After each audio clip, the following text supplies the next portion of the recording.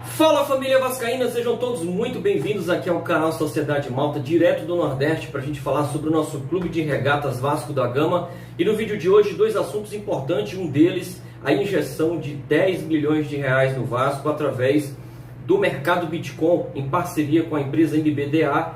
Esse contrato vai proporcionar que o torcedor possa participar aí, investindo valores em jogadores e tendo retorno com isso. Olha que legal, né? Mas também tem notícias aí gravíssimas, acusações, ameaças. Tudo que o Roberto Monteiro falou ontem numa live no canal Na Torcida Vascaíno sobre a Sempre Vasco, Mussa, eleições e ameaças aí de vice-presidente da Mais Vasco. Não perca, fica aí até o final do vídeo. A gente vai falar sobre tudo isso logo após a vinheta.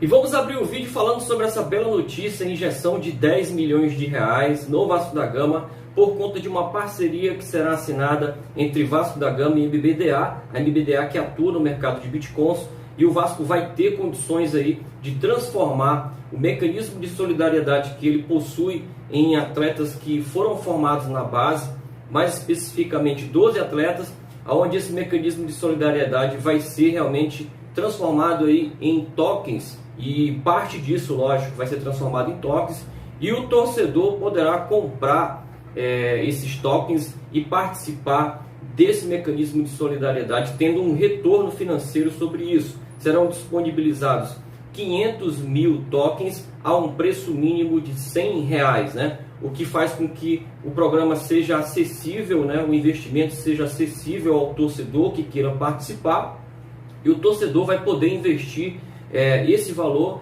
né, sobre parte do mecanismo de solidariedade que o Vasco tem direito a receber em futuras negociações, tendo um retorno financeiro sobre isso. Quem são esses 12 atletas?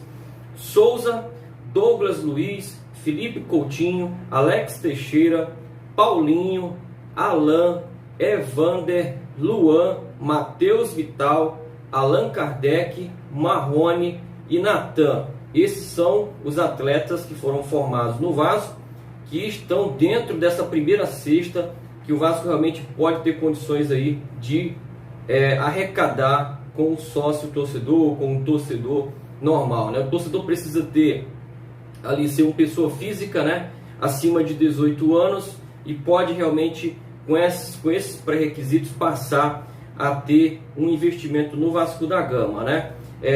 Isso deve acontecer em até 30 dias, deve estar disponibilizado esse mecanismo para que o torcedor participe, né? E o projeto também tem como determinado que o mercado de Bitcoin, né, através dessa parceria assinada, estampe aí a marca no uniforme do Vasco da Gama durante 8 jogos, né? Mais detalhes devem estar vindo aí. O Vasco que inclusive noticiou isso em seu site oficial, para quem quiser acompanhar na íntegra todos os detalhes, né? São 6 páginas detalhando todo esse projeto, mas fica aqui realmente a nossa alegria de ver a diretoria se mexendo, pelo menos no apagar das luzes aí, para trazer recursos para dentro do Vasco. Esse projeto que, segundo o Campilo, vem sendo estudado aí desde 2018, e várias reuniões foram feitas entre jurídico e financeiro para ver de fato os riscos da operação, estudar e estruturar a operação, né, e tornar esse projeto viável. Então, parabéns a todos os envolvidos, e que a gente possa de fato, mais uma vez, né, esse projeto só vai dar certo se você, torcedor, comprar a ideia e participar e engajar, né, e de repente ter alguns benefícios ali, dessa vez benefícios financeiros em cima do mecanismo de solidariedade desses 12 jogadores, né? Partindo aqui para outra notícia, nós vamos falar sobre uma entrevista que foi dada ontem no canal Na Torcida Vascaíno, do meu amigo Léo, onde foi entrevistado ali o presidente do Conselho Deliberativo do Vasco, o senhor Roberto Monteiro, que disparou de vez acusações, aí abriu a caixa preta, disparando acusações contra a Sempre Vasco, contra o presidente da Assembleia Geral, o senhor Mussa, e falou sobre essa questão das eleições. Para ele é uma manobra, sim, né? As eleições podem ser fraudadas se forem 100% online, né? Ele falou sobre isso nos vídeos, né? No vídeo de ontem. E a gente já vai ficar aí, falou também sobre uma ameaça que a gente vai colocar aqui no vídeo de hoje, de um vice-presidente aí que seria o indicado a vice-presidente da Mais Vasco, que mandou um vídeo para ele falando sobre isso, né? Mas aí a gente vai ficar com o primeiro trecho para você acompanhar aí, não saia do vídeo, são vários trechos que a gente vai colocar para você aqui. E o primeiro trecho aí fala sobre a questão do Mussa ser um capacho aí, segundo as palavras do próprio Roberto Monteiro. O Mussa seria um capacho da Sempre Vasco, porque a Sempre Vasco é que teria indicado o Mussa para o cargo da Assembleia Geral, e até hoje o Mussa só cumpre aquilo que a Sempre Vasco determina, né? Acompanhe aí o trecho. A pandemia, que ele está pedindo a lista, estou pedindo a lista para o Campelo. Eu tive que entrar na justiça, junto com o presidente Edmilson Valentim, para ganhar uma liminar para o Campelo entregar a lista, senão a gente talvez até hoje não tivesse a lista, porque o presidente Mussa é um, vamos dizer assim, ele é um ausente, ele é um dirigido, mas aí eu vou chegar nesse capítulo, ainda eu vou chegar, para explicar bem essa história. Tira o Monteiro, um dirigido. Não, ele é um ausente. Eu botei hoje. Ele chega a ser capacho. Ele foi muito tempo capacho do Salgado, do Zé Carlos Osório, do Olavo Monteiro de Carvalho. Agora hoje é do Júlio Brandt. Mas a história dele é sempre...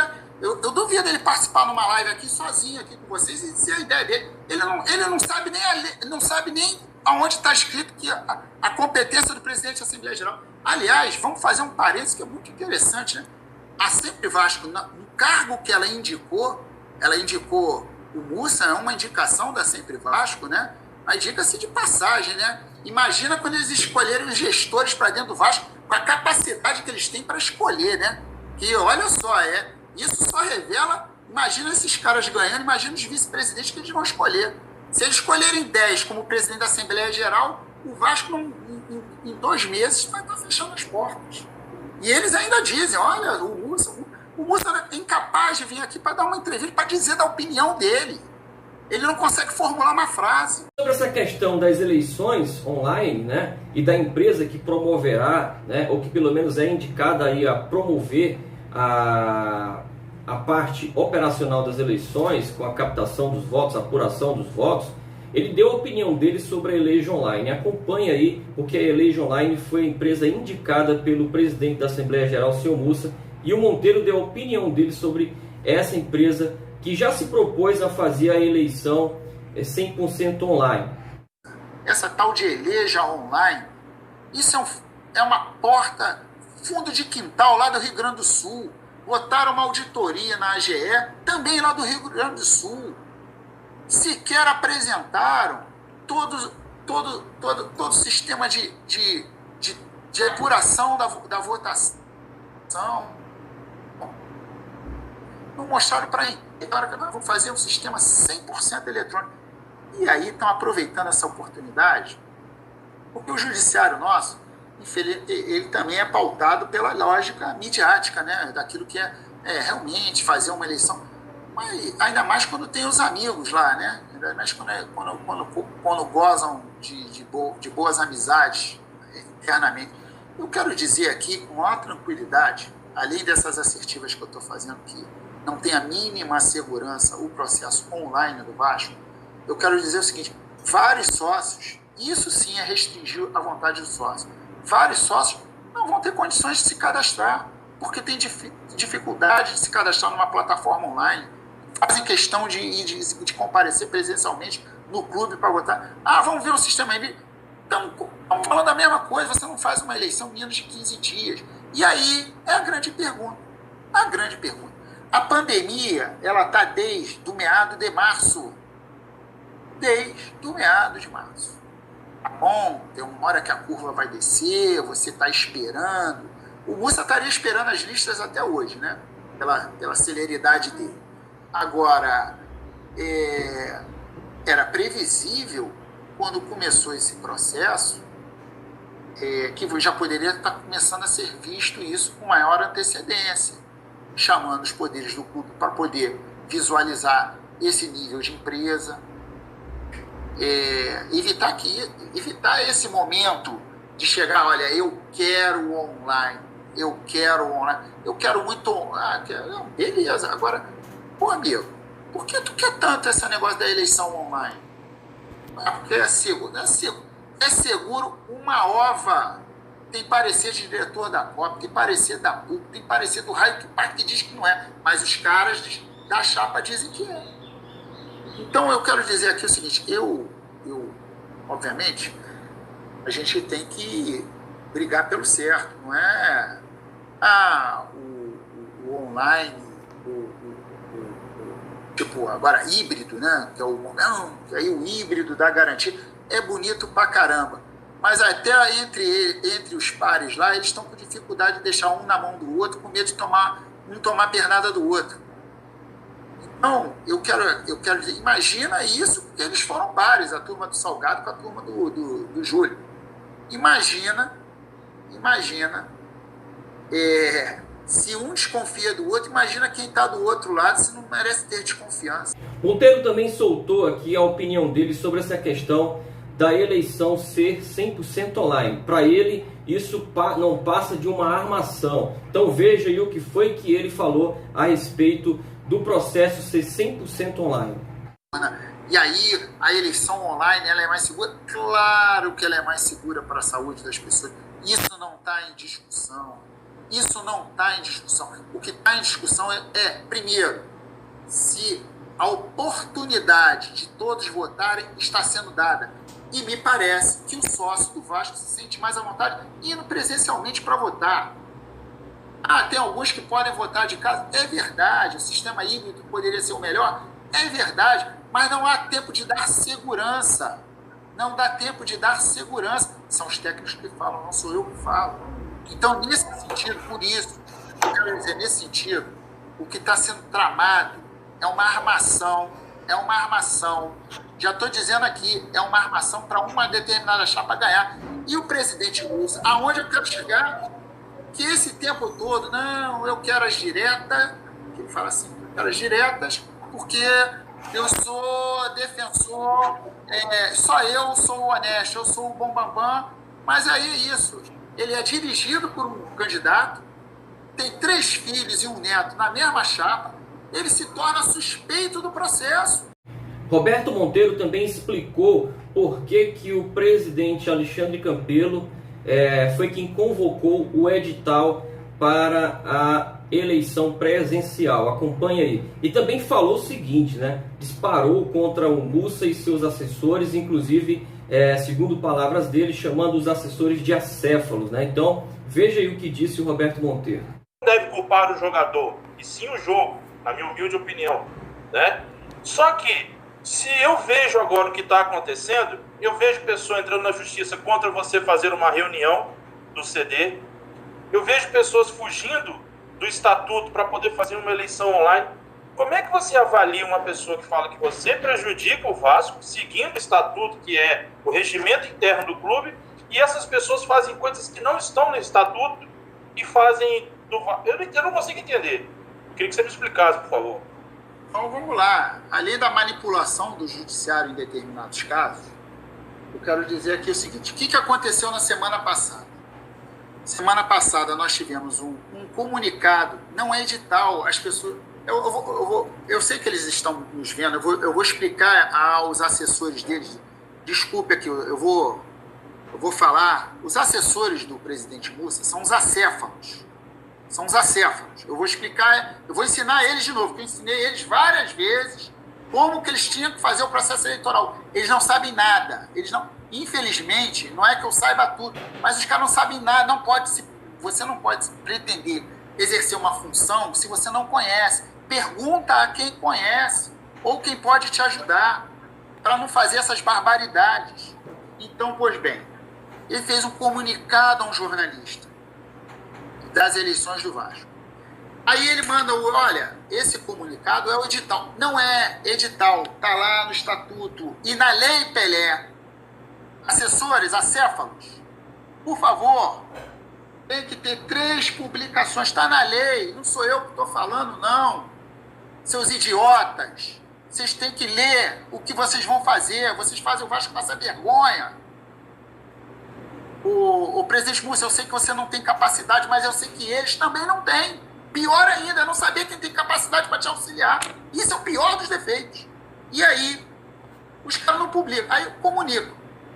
Aí o presidente Alexandre Campelo, que mal ou bem tem lá sua assessoria profissionalizada ou não, enfim. Ó, o edital não foi publicado. É verdade. Não há publicação oficial. E tem lá o dispositivo estatutário. No 99, salvo engano, não sei se é 19 ou 20 ou 18, não estou com o estatuto aqui na minha frente, mas... E o presidente do clube.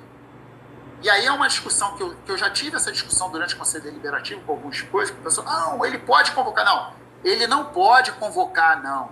Nem o presidente do Conselho Deliberativo pode passar por cima. Não é isso. Cada um tem a sua função. Mas o presidente do clube, em casos de rito ordinário, em casos em que a exigência de uma convocação de um presidente do poder, e isso são os ritos ordinários, ou seja, o Conselho Deliberativo tem dois editais de convocação obrigatório na sua agenda. Ele tem que aprovar a conta e aprovar o orçamento. Então, esses ritos são ordinários. Se eu não fizer no devido tempo, instado pelo presidente da diretoria administrativa, ele pode convocar. Ele pode convocar. Ponto. O presidente da Assembleia Geral, ele tem um rito ordinário, que é a convocação da Assembleia Geral. Se ele não faz, o presidente da diretoria administrativa, segundo esse artigo, ele tem 48 horas para fazê-lo. O que o presidente da diretoria administrativa fez?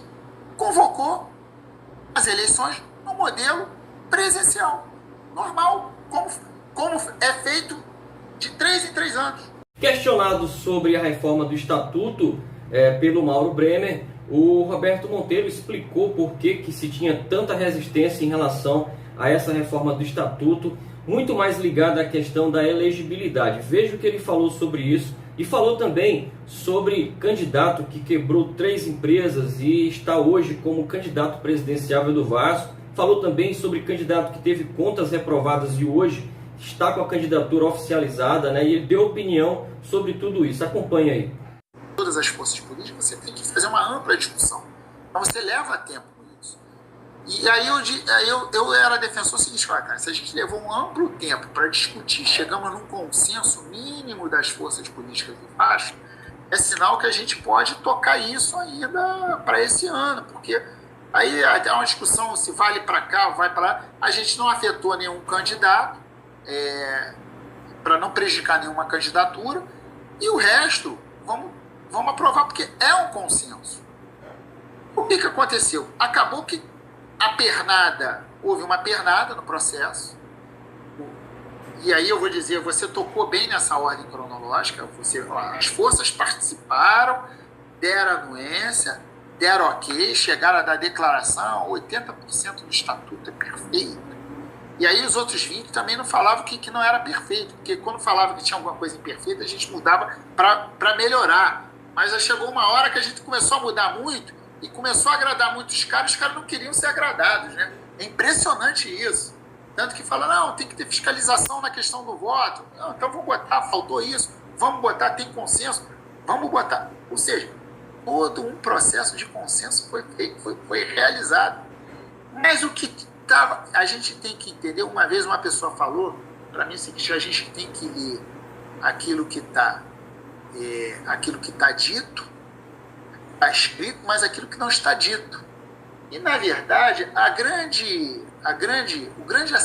celeuma que as pessoas não falavam, que eram contra, mas nunca poderiam dizer, nem na sua confissão para o seu travesseiro, era a questão da elegibilidade que o Estatuto tem. Essa questão da elegibilidade, ela basicamente afugentou várias chapas de levar esse processo até o final. E vou dizer por quê. A elegibilidade, ela ataca desde o cara que tem dificuldade na sua vida, a pessoa, pô, mas vai ter que investigar a vida da pessoa jurídica. Eu acho que para o Vasco, acho que isso é importante. Porque, veja bem, se o cara quebrou 2, 3 empresas que ele tenha, por que ele vai sentar à frente do Vasco para comandar o Vasco? Tá boa.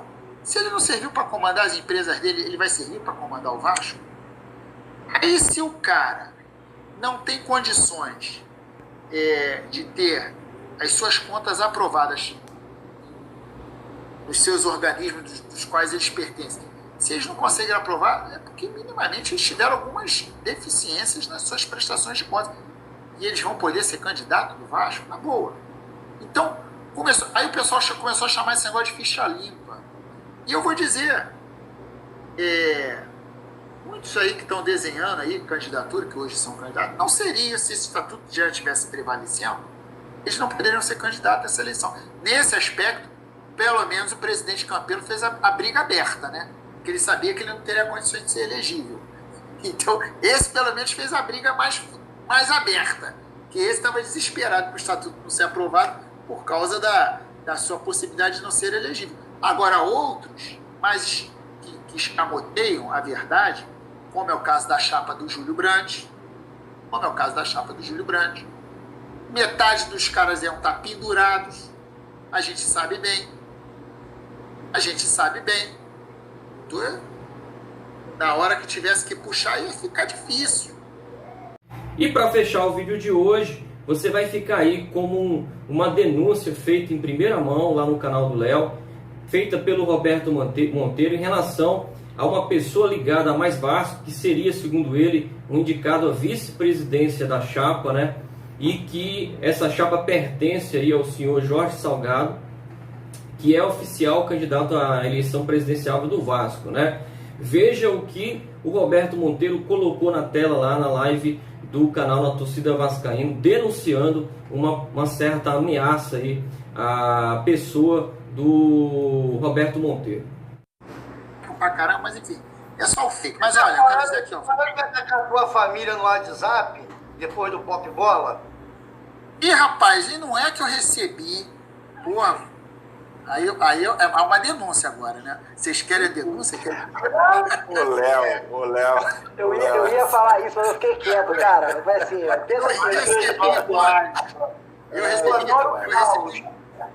eu recebi há uma semana atrás, rapaz, mas o problema é que eu não me senti ameaçado, entendeu? Foi uma ameaça de um vice-presidente da chapa do Salgado. Tá aqui. Posso botar aqui? Vocês querem ver? Isso vai dar. Amanhã é Belete Vasco, isso aqui.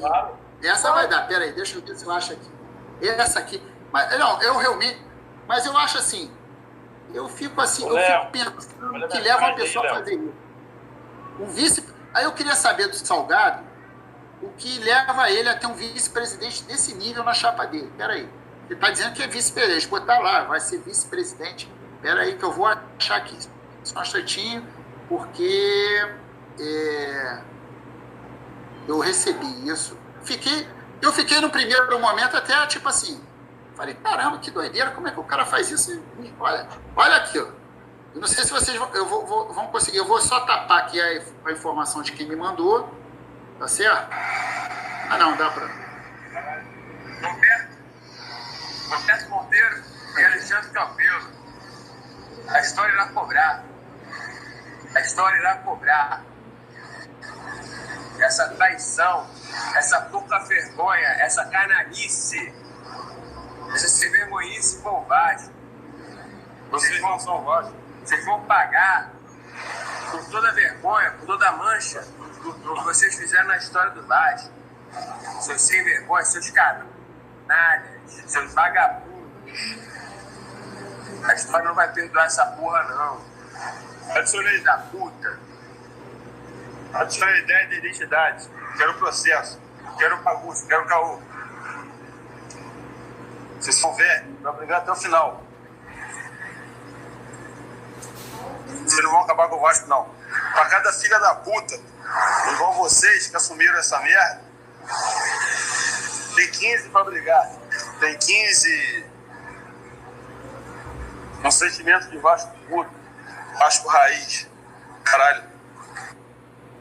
Ó, então quando eu tô falando aqui que eu sou ameaçado com esses caras, é porque eu não posso levar. Eu tô mostrando aqui, esse cara aqui, esse aqui é o vice-presidente da chapa do Salgado. Olha o nível da chapa. Então, pessoal, como vocês podem ver aí, não tem santo na política do Vasco, né? A gente fica aqui aguardando que há mais Vasco, há sempre Vasco, e o presidente da Assembleia Geral, o senhor Mussa, venham a se pronunciar sobre essas graves acusações, né, denúncias feitas aí pelo presidente do Conselho Deliberativo, o senhor Roberto Monteiro, feitas no canal ontem na torcida vascaína. São acusações gravíssimas. A gente percebe que o ambiente político do Vasco é cheio, né, de circunstâncias, ora dentro, né, ora circunstâncias internas, ora circunstâncias que vêm de fora para dentro, né, e realmente não existe bobo, né, nessa questão política do Vasco. E eu ainda vejo alguns torcedores discutindo em grupos, defendendo chapas, mesmo com tantas evidências, mesmo com tantas declarações, né, e acusações. Eu acho que antes da discussão é preciso que se faça uma reflexão. Acho que o que tem que se discutido realmente são projetos, porque o Vasco é isso aí que você está vendo, né? São brigas de egos, são acusações, são declarações, algumas vezes comprovações com fatos, né? Coisas que são quase sempre que judicializadas, e o que fica de fato é o que pode ser tocado no Vasco, que são os projetos, que são aquilo que pode trazer coisas realmente, receitas realmente para o clube, como foi essa notícia que a gente deu aí, iniciando o vídeo com a receita de 10 milhões que vai entrar através de uma iniciativa feita pela atual diretoria. Então, que vença realmente aquilo que é benéfico para o clube e que realmente esses detalhes aí, que eu não vou classificar como pormenores porque não são, porque definem uma situação política do Vasco, mas que as pessoas possam realmente, de fato, colocarem o Vasco em primeira circunstância, em primeira mão, para que o clube realmente possa ser resgatado, que é isso que o torcedor tanto quer. Obrigado pela atenção, fica com Deus e até mais.